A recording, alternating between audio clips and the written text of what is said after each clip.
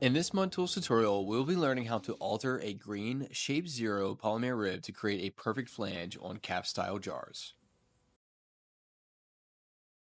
The tools required for this tutorial include scissors, sandpaper for making the alteration, water, the orange absorbent mud sponge, altered green Shape 0, blue Shape 4 polymer ribs, mud shark, fettling knife, fang scoring tool, a small mud mouth, white finishing mud sponge, and a do-all trimming tool for creating the jar.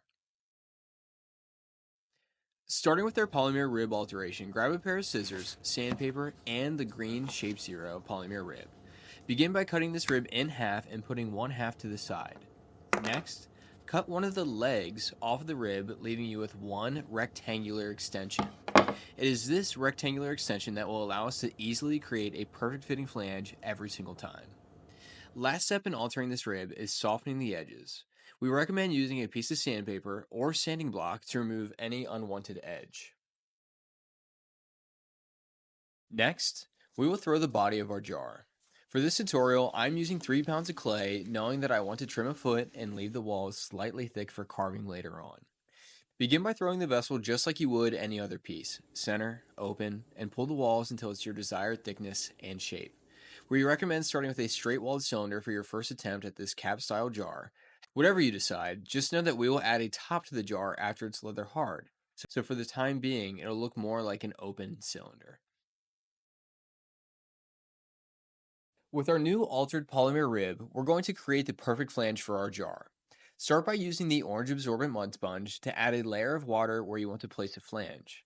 Next, place your interior hand inside the vessel to support the wall. With your exterior hand, begin to slowly push the altered polymer rib into the wall of the vessel. Don't be afraid to stop and reapply water if needed. We press this altered rib into the wall of our vessel until we created a 1/4 inch indentation. Once this is done, stop and allow it to dry to leather hard. Now that our pieces reach leather hard, we will begin by cutting off the top portion of the jar, including the flange. Using a short or long Mudtools fettling knife and gently make your way around the vessel. Notice how it doesn't quite fit yet. This will soon change. Grab your do-wall trimming tool and lightly trim the top portion of your jar until you reach a snug fit. Again, don't be afraid to stop and check your fit. You can always remove more clay, but you can't add it back on. Now that our jar fits perfectly, we need to add the top. Roll out or throw a slab with equivalent thickness as the wall of your vessel. Allow it to dry to soft leather hard and trace the shape of your jar on the slab. Cut, scratch and slip with a fang tool and attach this to your lid. For adding strength, we blended a small coil of clay to the interior seam using a small mud mouth.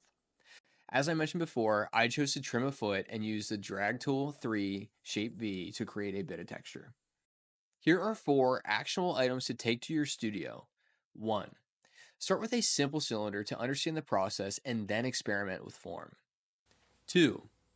Double and triple check the fit of your jar as you're trimming. 3. Use your white finishing mud sponge to get the perfect professional finish.